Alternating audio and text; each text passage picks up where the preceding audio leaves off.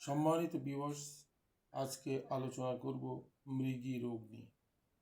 যাদের মৃগী রোগ আছে তারা প্রতিদিন 1 গ্রাম আকর করা চূর্ণ এবং 2 চামচ মধু প্রতিদিন সকালে মিক্স করে খাবেন।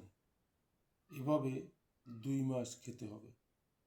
আকর করা যদি শুকানো হয় বা ঘ্রাণ নিলে মৃগী রোগী শোয়ার থেকে উঠে দাঁড়াবে।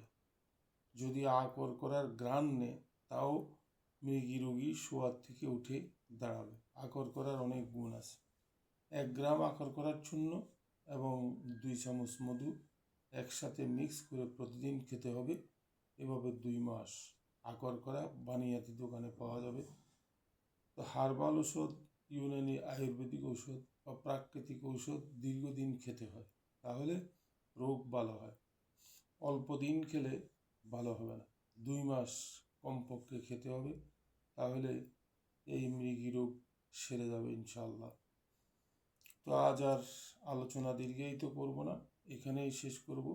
সবাইকে আবারও ধন্যবাদ জানিয়ে এখানেই শেষ করলাম। আবার দেখা হবে ইনশাআল্লাহ। আসসালামু আলাইকুম।